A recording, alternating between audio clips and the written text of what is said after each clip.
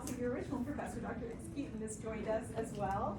And thank you to Dr. Livesey for making room in the schedule for this visit, because it is so exciting to have Dr. Chris Hoklotubbe here with us. I'm Dione Moody. I'm chair of the Department of Religious Studies. I'm going to just be very briefly introducing this talk so that he can take it away.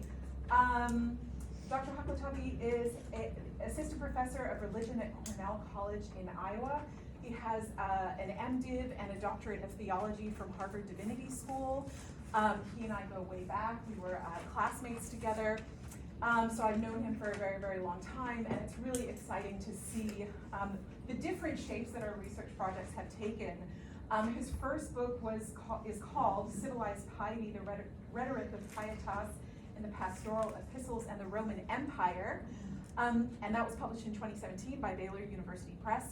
The new project that he's working on is on Native American Christianities.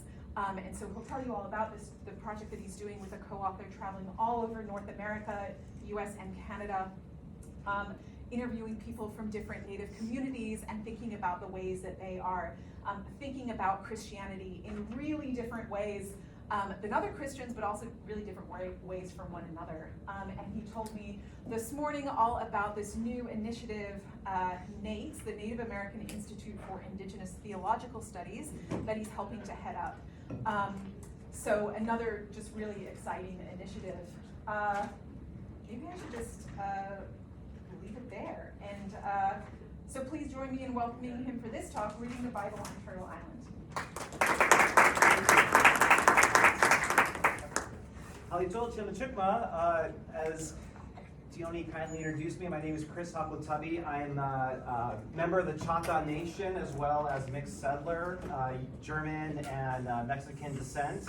I am so happy to be here and share with you some of the fruits of what has been a research project that's gone on for the past 2.5 years, working on a project on North American Indigenous interpretations of the Bible. Get this back up. There we go. So, Halito, Kiwe, Anin, as Dione mentioned, I'm a part of a global group. We call ourselves NATES because we've outgrown North America. We've got relatives and kin in New Zealand, in Australia, in the Philippines. You know, Indigenous people are global. In fact, my director, Sherry Russell, was just in Taiwan meeting with Indigenous Taiwanese people, thinking about how they incorporate and dignify their Indigenous identity along with their Christian identity and holding those in tension. NATES was founded by Terry LeBlanc along with Richard Twist, Ray Aldred, Randy Woodley about 25 years ago. And Terry is recently just retired, and Sherry, who is Anishinaabe in Canada, is now our director. Terry himself is Mi'kmaq in Prince Edward Islands. And I want to extend to them their greetings as well. One of the principles of Indigenous Lifeways is to emphasize relationality. And this has been a hard move for me because growing up assimilated in American culture, my identity really is attached to my status, right? I was always so excited. Mention that I went to Harvard, right? Like, how do you know someone went to Harvard? Don't worry, they'll tell you in a few minutes, right? There's a really wonderful run-on gag in 30 Rock. If you've ever seen this wonderful, joyous show, but Topher goes to Harvard and he's constantly telling people. And that's where a lot of my identity was caught up. And some of it still kind of is. But in an Indigenous perspective, right, your identity ultimately is tied up into who you're related to. And that who is really important too, because it's expansive. Who does not just include persons, but also includes non-human persons. Talking about the land and the animals, everything around you that forms your identity. Because, as we'll talk about Indigenous creation stories, you are born into a world where you have responsibilities. You are born into a world where there are duties put upon you because you are in relationality and your goal is to live in harmony. And one of the questions is, how does this perspective of a harmony way, of thinking about Indigenous practices of wisdom and ceremonies and lifeways, inform Indigenous readings of the Bible? So again, want to share a picture of my family, because who I am is also a father of 2 daughters and a lucky husband of Stephanie. Knowing Jill's here, I can't help but show this, but also not deconstruct ways in which SBL, we go here, which is a conference we go to. Oftentimes, this is a move that white heterosexual men do to say, look at a normative family, this is what your family should look like, right? This is not what I'm doing. You have whatever family you like. This is my family, and I want you to know again, and this grounds me and humbles me, and who I am is a father to daughters who love Bluey, that care nothing about what I'm doing here, and in fact are annoyed that I'm here, because I'm not available to chase them and play tag. So no profit is accepted in their hometown or their home. So I also want to take a moment to recognize that we are on the ancestral lands. And I'm going to butcher this because one of the great things it's not great to butcher names, but one of the things I've appreciated learning about Indigenous people is that the names that typically come to us of how to identify Indigenous tribes are oftentimes not the names that they themselves would like to be called, right? So we've oftentimes called the Navajo, but they would like to be they prefer to be called Dene. And so we are on the lands of the Hasinais, which I'm probably incorrectly saying, but the Caddo Nation and the Kurikiri, Wichita affiliated tribes. We also recognize that this land was also shared with the Apache, Comanche, Kiowa, and Osage nations. And we acknowledge that this land is also part of the sovereign nations of the Seminole and Muskogee Creek nations. I think about land acknowledgements with a conversation I had with the great Native American scholar Tim Tinker, who is at the University of Denver. And he is annoyed as hell about these things, right? He says, why do white institutions do this? It's effectively, you're just saying, hey, I sold this land.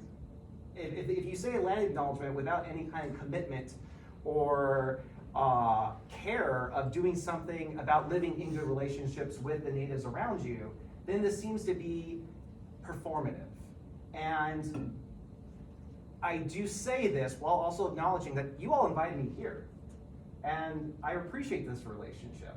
And so I thank you for this. And I know that Oklahoma is doing a lot of wonderful things with Indigenous tribes here in the area. And so I want to kind of encourage that relationality.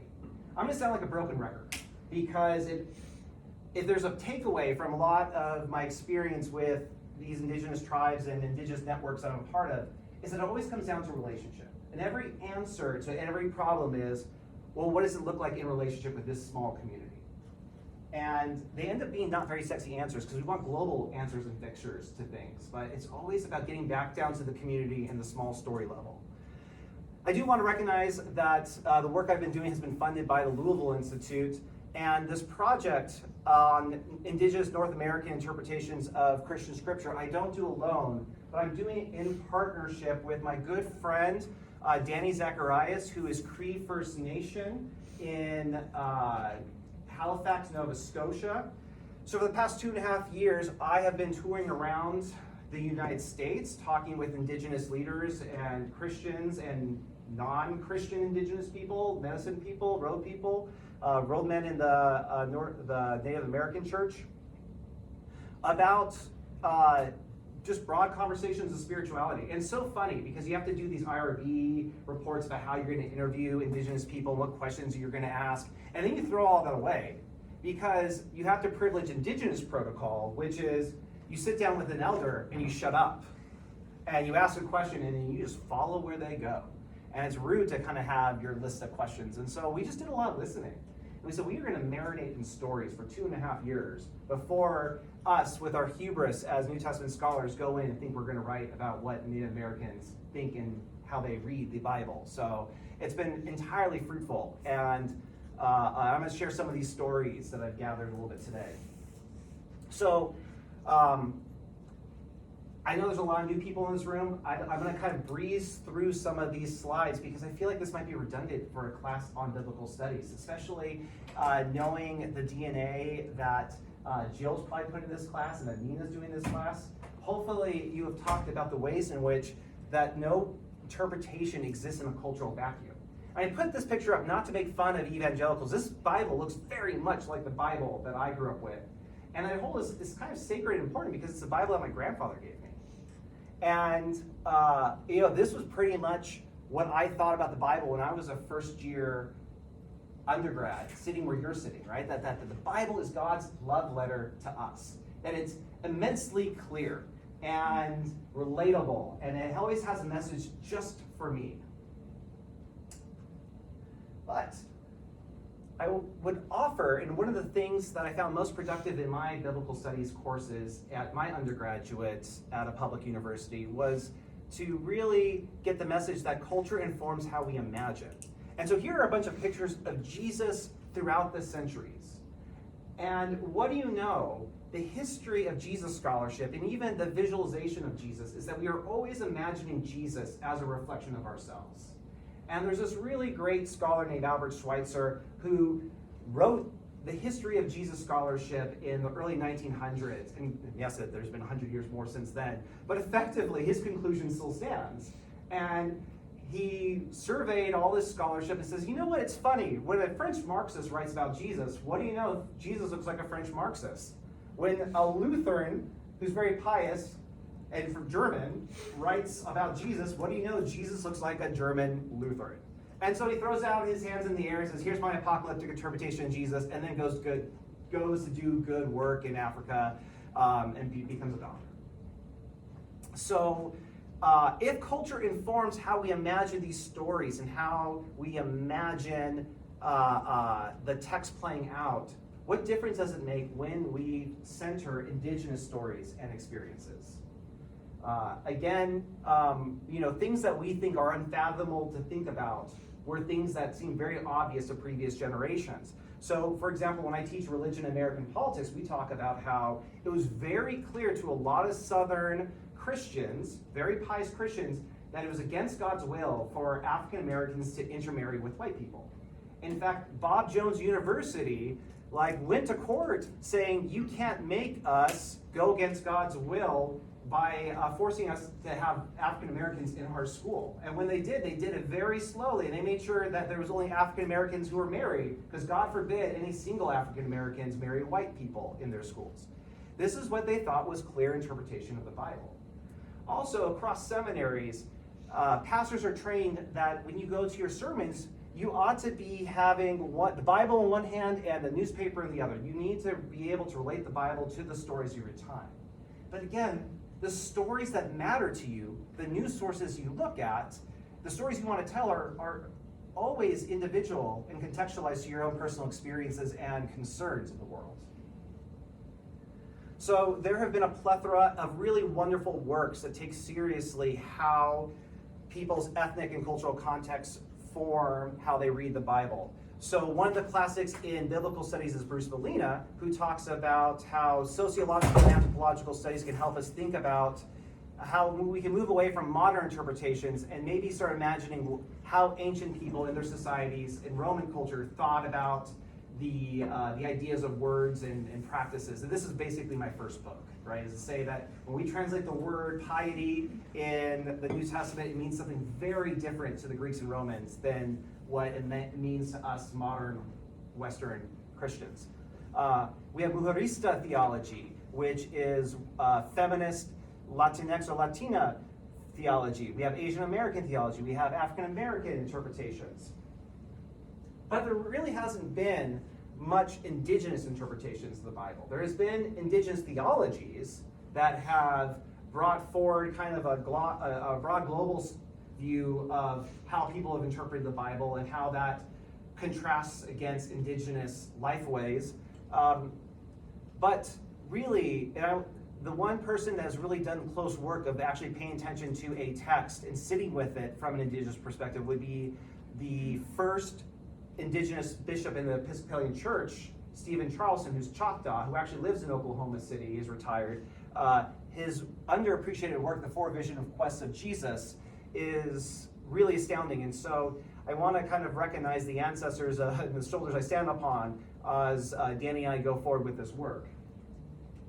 So the core question of our project is, how do North American indigenous rituals, experiences, stories, lifeways, and identity creatively inform what the Bible means for indigenous Christians? And there are a number of trends that we have seen in this work, and This image I have here is of a medicine wheel, which is really important for a number of indigenous people. Now you'll see the colors slightly change amongst indigenous people across North America, but you'll see still it divided in quadrants, which represents the 4 directions. And each direction is full of symbolic significance for indigenous people. And the way in which Danny and I are putting forward in our first chapter of this book is that we are inviting indigenous interpreters of the Bible into a dance that puts scripture in conversation with the kind of knowledge and experiences that come from our communities and our culture and our ancestral traditions, that puts it in conversation with the kind of knowledge that's embedded in observing nature and learning from our non-human kin or our more than human kin, and also that's putting all this in conversation with our rationality, our hearts, but also our dreams and visions. And we'll talk a little bit maybe about the ways in which dreams and visions form in indigenous interpretations of the Bible. But some broad trends we've seen across our conversations and our readings, that oftentimes they start with the assumption that the Creator has revealed Creator's self to indigenous people before their encounter with European missionaries. And that itself is a radical proposition, right? And to step back, it is a sad idea to imagine that indigenous people only discovered God when conquistadors came in and pillaged, enslaved, and assaulted their people, right? Or, man, what a terrible introduction to Christianity that Jamestown brought to the indigenous people, right? Like, it's horrific story after horrific story. And surely, if you believe in a good God, that good God has been active in different ways. Creation, traditional stories, rituals, and ceremonies are sources of and vehicles for the Creator's message. They identify with Israel and sometimes non-Israel characters, especially the Canaanites, which we'll briefly review. All right, I guess I'm talking too long on this slide. Thank you. They attend to resonances between cultural practices like smudging and historical moments like exile and the Trail of Tears. There's an emphasis about communitarian values versus Western individualism. And there's an interest in passages that emphasize creation, how culture develops and mixes, and how people are included and excluded. Now, all this to say that indigenous and Christian identities, it's a complicated story, right? And one cannot tell this story without recognizing the way in which Christianity has been responsible for the genocide and cultural genocide of indigenous people throughout time, effectively. Again, to bring up Tinker, he himself was one of the predominant indigenous theologians who wrote some really powerful and inspiring works, has since, along his journey of revitalizing his digital identity, no longer identifies as a Christian. In fact, doesn't even identify with the works that I quote him on and deletes it from his CV. We're friends, and it's a great relationship, but he would describe even the work that we're doing as soft cultural genocide. That at this point, for indigenous flourishing to occur, indigenous people, we need to reclaim our complete indigenous identities and not have anything to do with Christianity. And that is a fair point for his position, and yet a response would be, is what is indigenous identity? Because indigenous identity has never been a stable, static identity. No culture is stable or static or pure. It is always taking things in our hand and evolving and changing, and is always a complicated mixture. And yet, even as Christian indigenous people, we need to tell these stories of how institutions have tried to eradicate our culture and our people. And so here is a picture from a residential school in Canada. I can't even give you the student's name because it's been lost to history. They didn't care to give the student's name. It's number 22. And this was used in promotional material to say, look what we did in our boarding schools, right? We have killed the Indian and saved the child. We've saved the man. But oftentimes in these boarding schools, they end up just killing a lot of children and killing a lot of Indians. And this student too, I think this is a picture of when they are an 8-year-old and an 11-year-old. This student would die of tuberculosis at 12. And then after the student's dead, they would use this as promotional material of like, look how great we are, right? there's no way that we can go forward with these stories and gloss over this history. That said, right, there are indigenous Christians like Richard Twiss who talk about his vision in Hawaii, tripping out on mushrooms and seeing Jesus, but then also being a founder of Dates and being a real critical voice of the way in which much of the Christianity he experienced was really just European culture imposed upon him. And trying to imagine a way forward of what would look like for indigenous people to reclaim and hold on to their indigenous identity while following a Jesus path. And then Mark Clatterbuck has a really great work on Crow Jesus where he spends time in Crow Nation, which I should say is complicated. Here's a billboard on Crow Nation's highway. It says that Jesus is Lord of Crow Nation. And he has this study where he takes all these vignettes of different Crow people, variously talking about how they love Jesus and everything of their culture is demonic. And then you have people who are saying those Christians are terrible people. I'm going to keep my traditional ways. And you also have people in the middle who are saying, I'm Crow, and I'm indigenous and traditionalist, and I'm Christian, and I hold these together. It is a complicated story. It's also complicated for the Chata Nation. In my tribe, our tagline is faith, family, and culture. But this is not a traditionalist faith. It's pretty much a Christian faith. Largely, Chatas are largely Christian. And that story has to do with the exile and the Trail of Tears, where maybe there was about 20% of Chatas identified as Christians as they were removed from Mississippi. Now think about that, right? That's Christians, white Christians, exiling other Christians. I say that because, not to say that Christians are more human than other people. It's just like the stories we tell, we don't think about this, right? We don't think about, in the story that the church tells itself about how we got to Oklahoma and how they got Mississippi and Alabama, right? It's always other people, or it's always, anyways.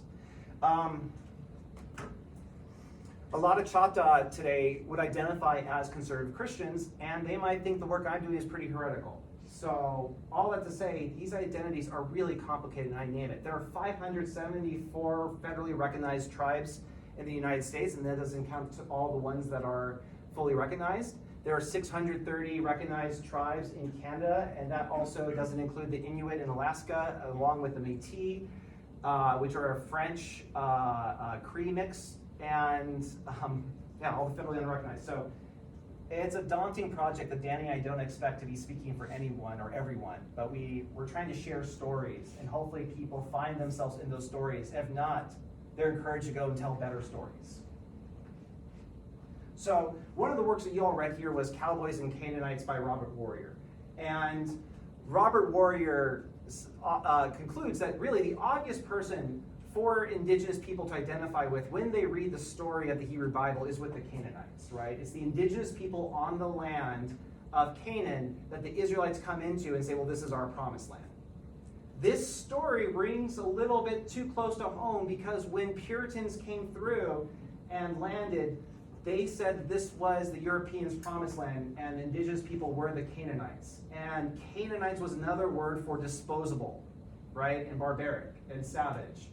And the stories that the Israelites told are kind of similar to the stories that colonists and settlers told about why it was okay to eradicate us, right? We were barbaric, we were uncultured. There was something we did to warrant God's fury against us. This is why we were so backwards.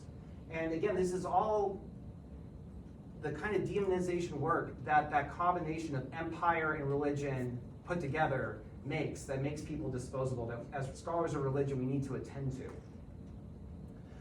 So there are passages that don't read so great or don't age so well for indigenous people. Exodus 3:17. I promise I will bring you out of the affliction of Egypt to the land of the Canaanites, the Hittites, the Amorites, the Perizzites, the Hivites, and Jebusites, a land flowing with milk and honey. I will deliver the inhabitants of the land into your hand, and you shall drive them out before you. You shall not make any treaty or any covenant with them or with their gods. They shall not dwell in your land, lest they make you sin against me. For if you serve their gods, it will surely be a snare to you. And then when the Lord God gives them over to you and you defeat them, you must utterly genocide them. You have to utterly destroy them. Make no treaty, make no covenant with them, and show them no mercy. So Robert Warrior, as you all talk about, right, goes through these passages and says, look, these are hard stuff, but even Hebrew Bible scholars know that like the Hebrew Bible has multiple voices in it, right?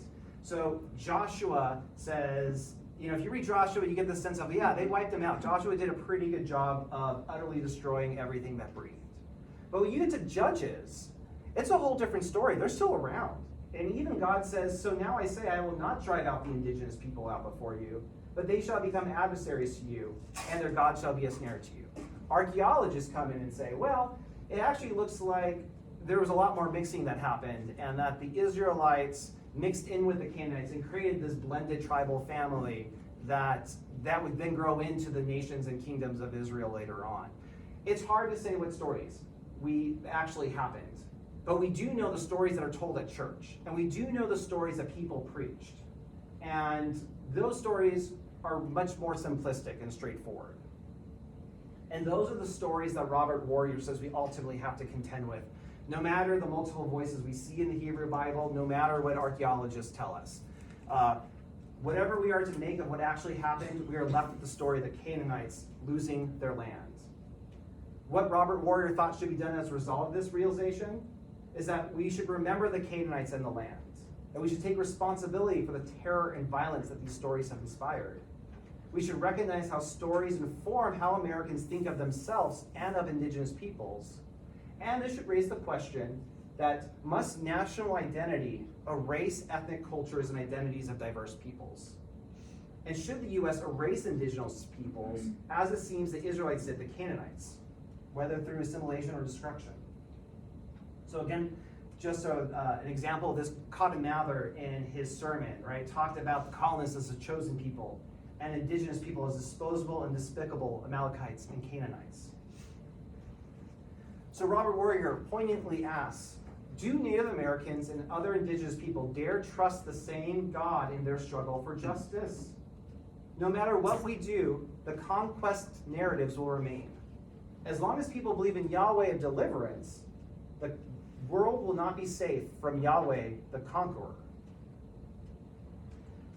And ultimately he concludes, we will perhaps do better to look elsewhere for a vision of justice, peace, and political stability than the Exodus and Joshua narratives. So there's that story, and we hold that and we recognize that, and there are also other responses. The story keeps going for indigenous theologians and scholars. For example, William Baldridge, who is Cherokee, responds to this article. As you can imagine, this elicited a number of responses in Indian Territory. He confesses that Warrior's critique brought on a crisis of faith as an indigenous Christian. And yet then he says, we should keep telling stories and look for how Canaanites are represented in the broad arc of Scripture. And let's look at the story of Jesus. And when we get to the story of Jesus, Jesus is hanging out in the town near Tyre. He's gone up to Lebanon, and he is looking for a break. And he checks out an Airbnb there. He's like, no one's going to know me. Like, I'm going to a bar that's not Cheers where everyone knows my name. And somebody knows his name. And you can imagine just like, if Jesus cussed, this might be an opportunity for him to say something under his breath. Like, man, I need a break. He's probably making some more water wine, right? And this woman comes to him and he says, look, Jesus, my daughter is possessed by a demon. Can you help her out? And Jesus kind of says something that's borderline racist, or racist, however you want to underline it. Mark Charles, who's a Navajo Diné scholar, will say this is just racist. He says, well, look, I've been sent for the people of Israel, and I haven't come for the dogs, right? Like, effectively, you're a Canaanite woman, and give me some space. And the woman responds and says, look, even the dogs and crumbs at the table, can you help my daughter? And then Jesus responds back and says, woman, your faith has healed your daughter. Your word has made your daughter well. Go now in peace. And the woman goes home and finds her daughter healed. William Baldridge says, look at this. This is a story where Jesus incorporates a Canaanite woman back into the story of Israel, back into the story of God isn't this great. Warrior's going to respond and say, really? That's the story you're going to put off? Like, Jesus does not turn out so great in this story. Okay, you can have that, but it's still not satisfying to me. That said, there's also a Lakota rereading of this story that reads Jesus as a sacred clown, that reads Jesus as a Hayoka, that says disturbing things.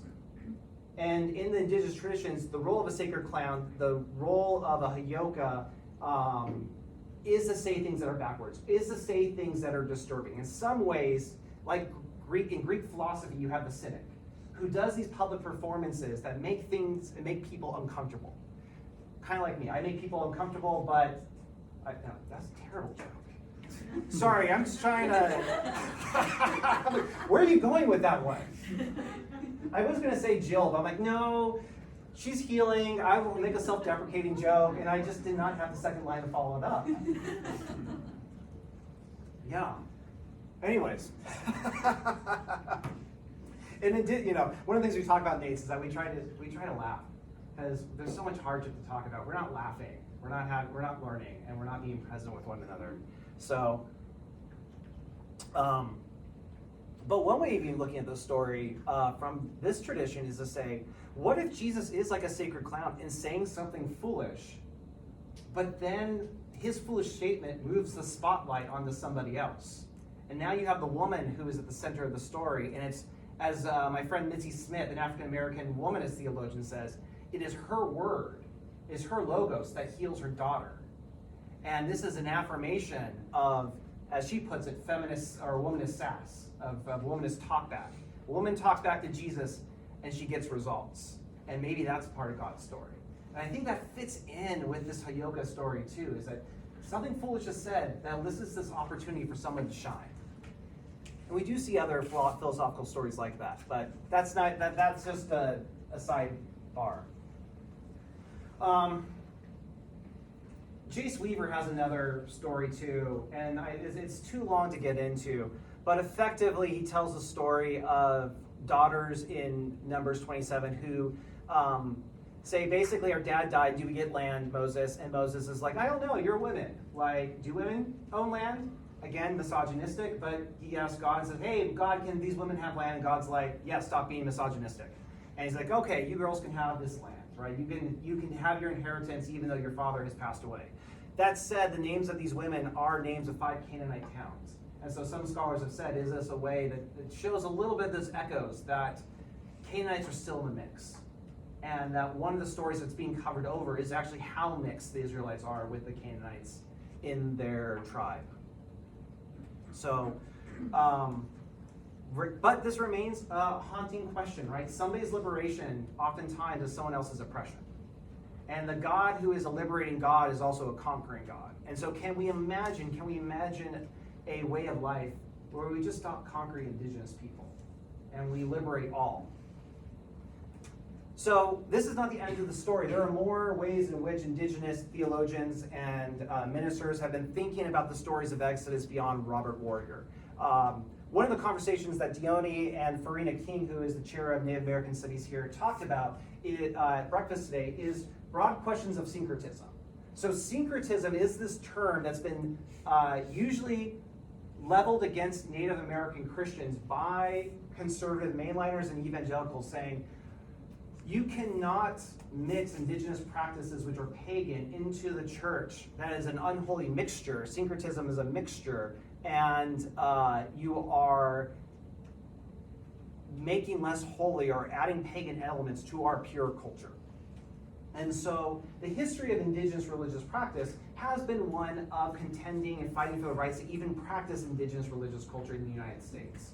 So at various points, different dances and ceremonies were outlawed by the United States government in their process of helping us along the civilization trail, right?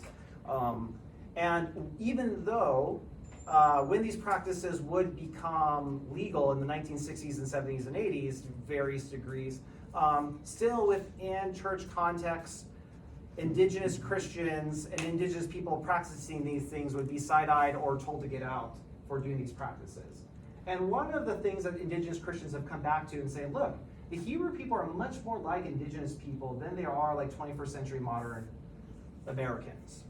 And you look at the story of Exodus, you have incense burning all over the place. In fact, the Ark of the Covenant has incense burning there. And the question is, well, what did Israelites and Hebrew people think about this smoke doing?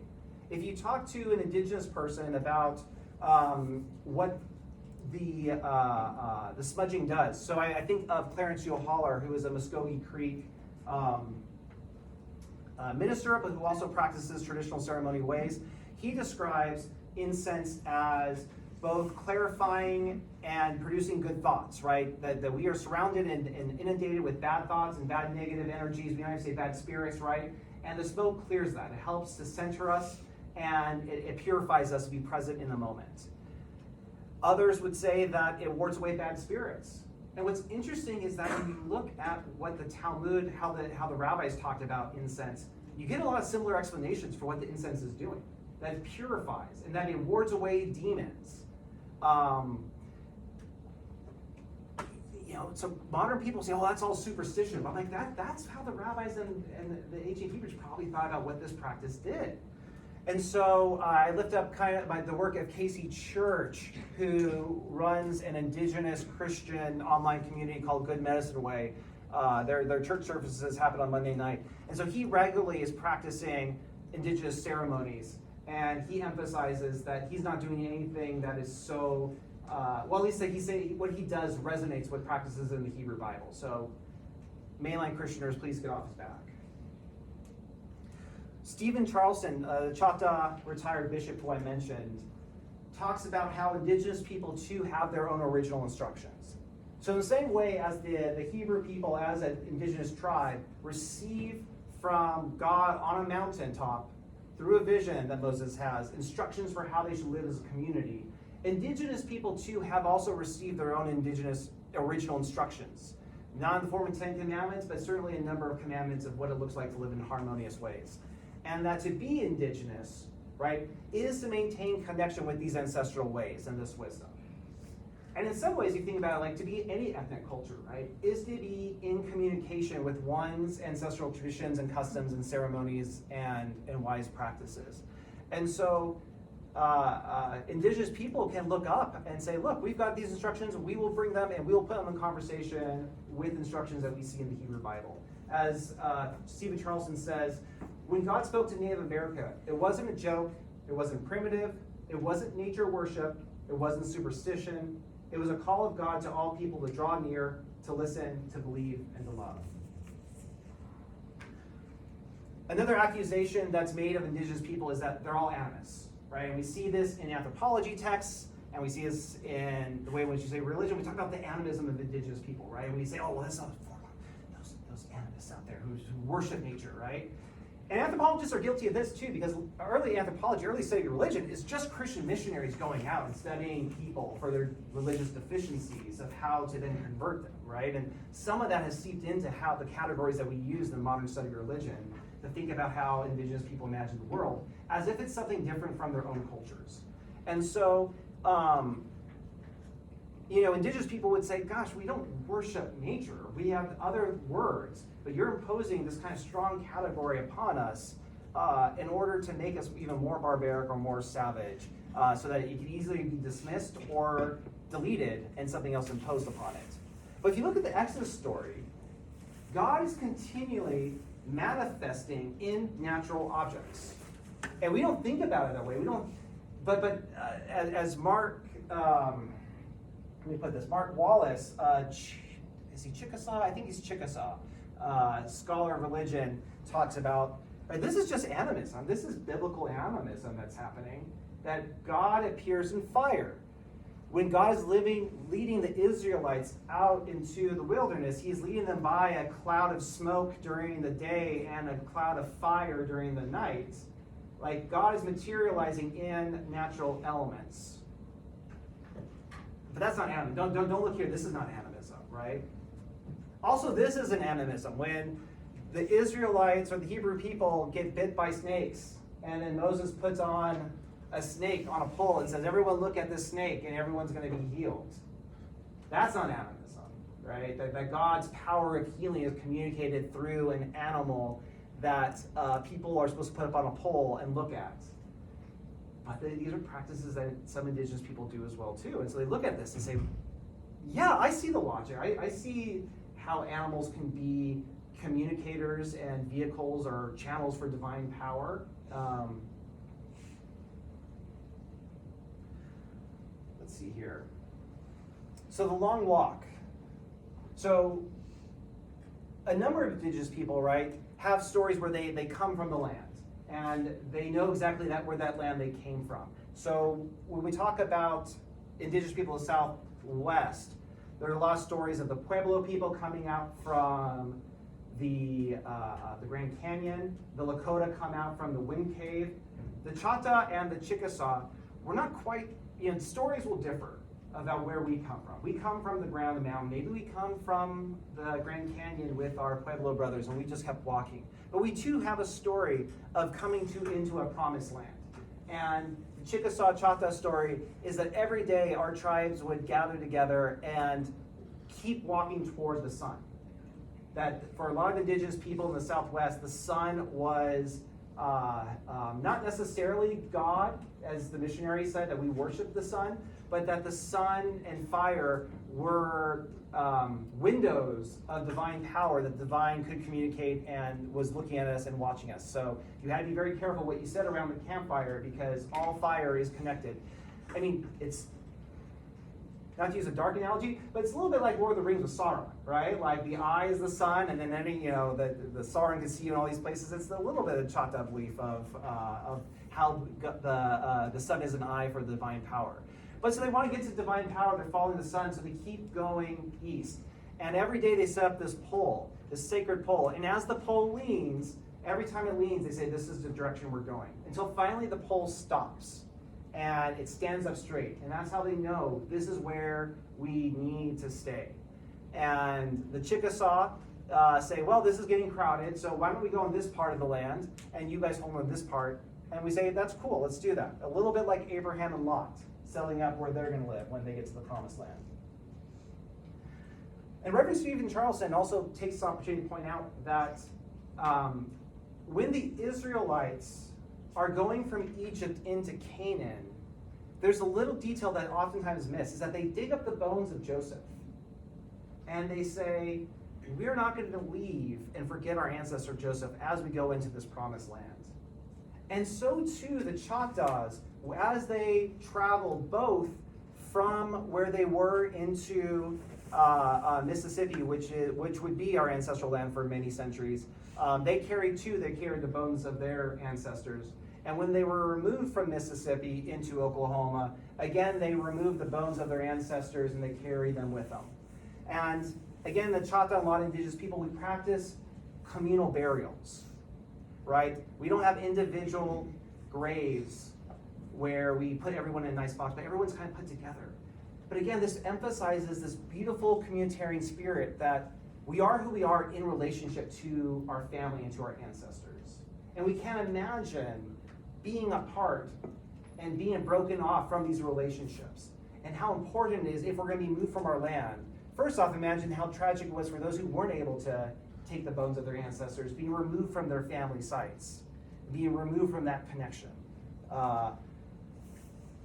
So again, for Vision Quest, he just waxes poetically about this and talks about indigenous values and how this practice of carrying bones represents this communitarian life way of thinking about your identity as connected to ancestors, connected to a community.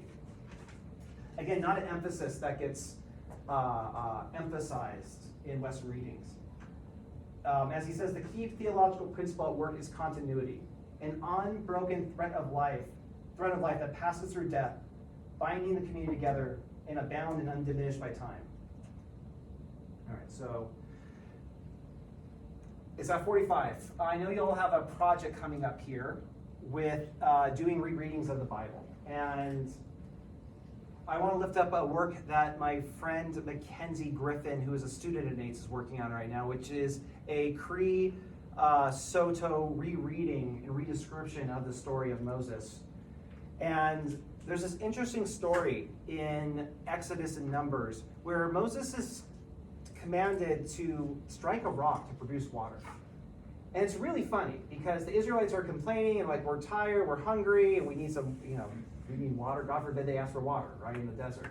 So God says, I'm going to get you water, strike this rock. And in Numbers, Moses strikes the rock twice. And effectively, it's, Moses, you broke my commandment. This is why you don't get to the promised land. And in rabbinical conversations and modern interpretations, this actually might be one of the ways in which the ancient scribes and editors of this story try to make sense of why, if Moses is like one of the most holy people in the Hebrew story, why doesn't he make it into the promised land? So you need some offense that's not too offensive. So, striking the rock twice when God said once, okay, he broke God's command, you're out, right? But he doesn't have any deep scandal behind him, right? So thank goodness for that. But Mackenzie thinks about this, maybe there's something else happening here. So this is her retelling. And what's really interesting, let me actually put some framing to this. She frames this story, the telling of the story, as a relationship between a Cree grandmother with her Cree son out on a river, telling stories about water and telling stories about the river. And so she's including some Cree stories about the rivers and water. And this is a story then where the grandmother is going to tell about Moses. Now, Kizimatino, creator, is a real specific here. He says, speak to the rock in front of all the people and water will pour out. Simple, right? So raising the staff in the air to silence the people, he gets ready to speak. But they don't stop talking over one another. He gets frustrated, strikes the rock twice. Water pours out and people drink. That's good, right? The grandson interjects. Still not quite sure where the story is going. Oh yes, the people needed water. Just as I said, Kizimoto is kind, compassionate, always willing to listen to those complaining tribal people. But Zababawose, Moses, wasn't supposed to hit the rock. The rock was powerful, sacred. It contained all the water that would quench the people's thirst. When Zabawose smashed the rock, he violated the people's treaty. The ancient treaty between Kizimanito and Zabwibwe's, I need some water real fast. Zabuose's ancestors, the one that demanded respect and generosity for all of creation. The one that said we would never abuse what had already been given to us so freely. So Mackenzie takes this as an opportunity to think about the ways in which both Indigenous people think of rocks as ancestors, as even connected to rocks, but the ways in which Indigenous people still owe responsibility to all of nature, of all of creation, even rocks, and that we have treaties, we have covenants with rocks to respect and treat them well. I don't have time to talk about all the Lakota stories of rocks, but okay, so I said it would take you about to 12:45. I haven't talked about creation. I feel like most people come to Indigenous stories and interpretations to talk a little bit about creation. So let me just do 10 minutes of quickly just running through creation stories. And I have 15 minutes. I'm happy to do questions and answers, okay? So one of the things we get asked a lot is, what do you do with Indigenous creation stories, right? How can you be Christian and hold on to multiple creation stories? And how do Indigenous people reread Genesis in a way that resonates more with their principles of how do you relate with nature? And so we actually have a tale of two Indigenous stories, in fact, more stories.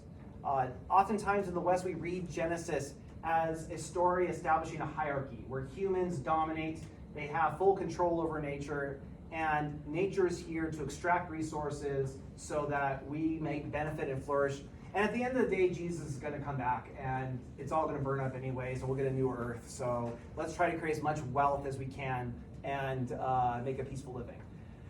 This contrasts a lot with the story that Indigenous people have about their own creation. And I can't speak to all Indigenous people or tell all the Indigenous creation stories, but I want to lift up the Haudenosaunee or the Iroquois story of creation that tells the story that the first human came out of the sky, a sky woman who is pregnant.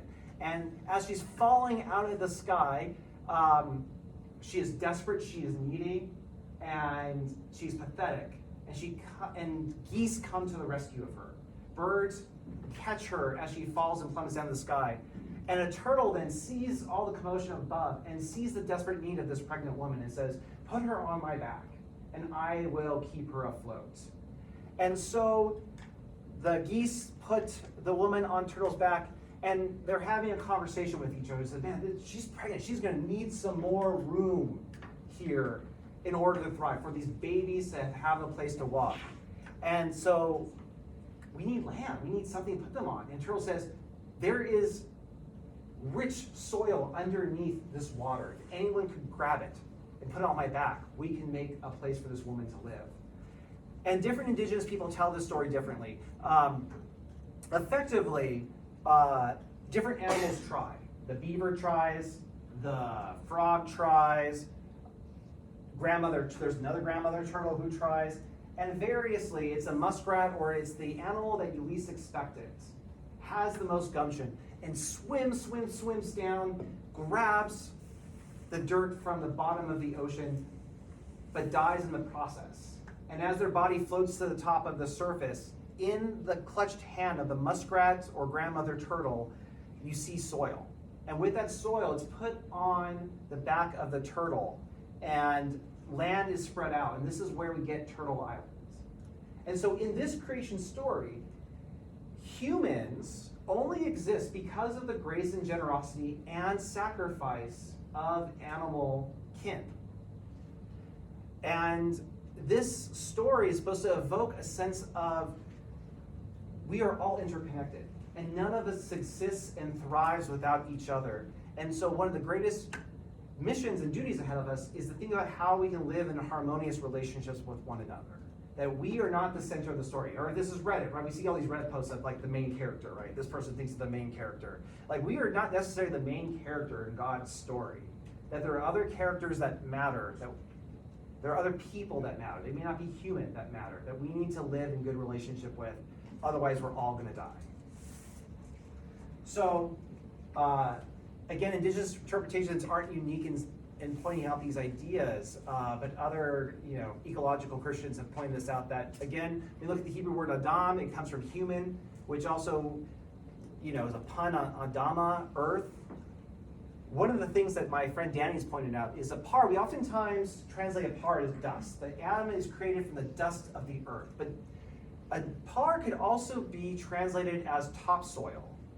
And when you think of topsoil, think about all the microorganisms. Think about all the worms, everything that goes in to make this rich, fertile soil. That is you. And true enough, this kind of matches with biology, right? None of us are these Cartesian beings. Goodness knows we're all talking that are just minds primarily, and we have these souls. Like, there are organisms all living inside of us, right? There are biomes or bacteria in our stomach that if you have different, if you eat different things, react different ways that would affect your personality and your emotions. We are complex organism beings, right? Just even in our own bodies. In Genesis 2:4, it talks about these are the generations of the heavens and the earth when we were created. And the word here is toledot, which also can mean family tree. It's the same word, just generation word, that talks about when people are begetting each other or producing children. It's this word toledot, generations. And so in the West, we've kind of glossed past this, but this verse could be emphasizing that it's not just things being created. This is a family tree being created. This is a creation, this is the story of an interrelated species that are all connected, coming up and being produced. Genesis 2:15, the Lord God took man and put him in the Garden of Eden to till it and to keep it. One word, to till, is oftentimes translated otherwise in the Hebrew Bible as to serve. And if we translate it here as serve, how does that inform our relationality to the earth? Also, this idea of keeping, we have to keep the earth. When used in terms of covenantal language and in stories, you're supposed to keep the covenant. You're supposed to conform yourself to the covenant. And can indigenous people imagine themselves conforming themselves and keeping the original instructions that the Creator has given them of how to relate to the earth? That the earth too has its own instructions of how to care for it. And humans in this story do have a place to care for the earth. Indigenous people across Americas, we just didn't let the earth go crazy, right? There's all these great studies of showing how, indigenous people had these controlled fires that tended the underbrush and created fertile soil for other things to grow. That this whole earth is a garden, that humans have a place to till and be gardeners and take care of it, right? There's a value added that humans do in this reciprocal relationship of life. and we won't go through all this, but Indigenous interpretations can appreciate the ways in which agency is accredited to creation throughout the Psalms and stories in the Hebrew Bible. Oftentimes we say, well, these are just poetic. Yeah, I guess they are poetic, right? But maybe we take some of these ideas seriously when nature and the stars praise God. Also, let's just point out too, for those who are doing hand wringing and be like, well, still, you can't bring in pagan stories and like Sky Woman has no place alongside the Garden of Eden and all this stuff. Is like, look, the Hebrew Bible doesn't have one creation story. And in fact, the editors had incorporated a number of different indigenous creation stories, even in the Hebrew Bible. For example, Isaiah 51, 9-12 says, or talks about the prophet in Babylon exile describes God as having accomplished heroic feats in Isaiah, such as piercing a dragon and drying up the sea, which ancient audiences would have recognized as riffing off of the Babylonian Enuma Elish story.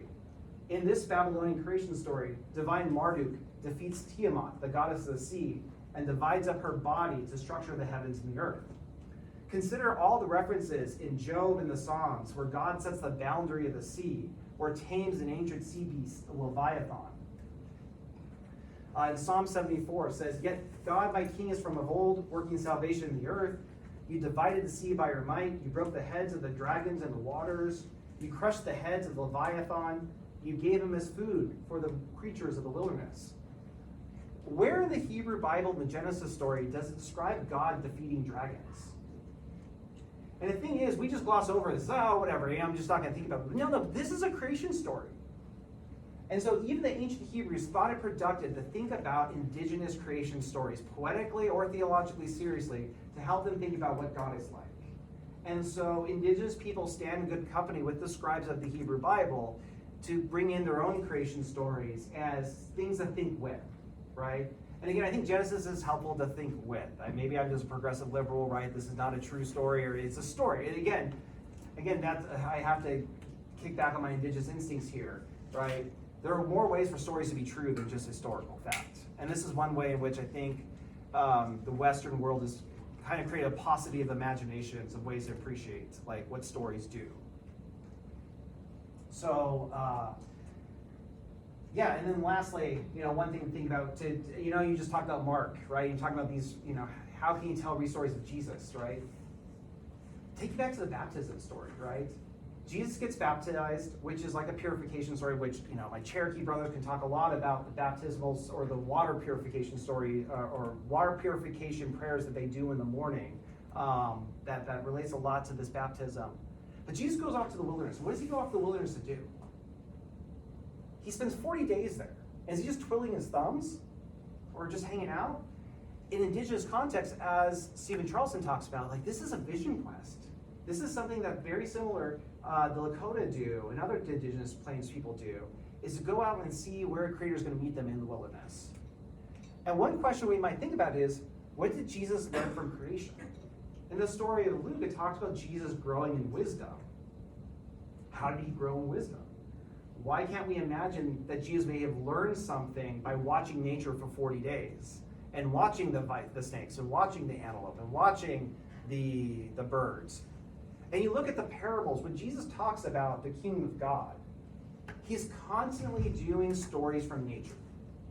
Now, the way in which I grew up, I thought, well, he's just talking to good old Iowa and Oklahoma farmers, right? So he's got to talk baby talk. This is how Calvin talks about it, right? Like, Jesus has to talk baby talk to us because we're idiots, and this is the way he's going to build some bridges. Let me talk about farming stuff, right? Or is it the case that Jesus and Jesus' human nature learned things from the birds and the flowers, and as he saw the flowers and as he meditated on it, he said, this is what harmony looks like when God's way is followed. For an indigenous person, this retelling is kind of empowering, and again, indigenous people are invited to see themselves and their life's ways affirmed in these retellings. Because again, it doesn't really tell us what Jesus did a whole lot. We get the temptation of Satan and all that stuff, but there's still 39 more days of Jesus hanging out there. How we tell that story in our mind is always, always an imposition of our culture, right? Whether we fast forward it or we pay attention slowly, that's still our cultural framing telling us how we should frame and make meaning of the story. Man, I could keep going. You aren't even at Paul yet, so I will stop at Paul here. But I'm happy to have some conversations and questions about what I've talked about or what might be on your minds.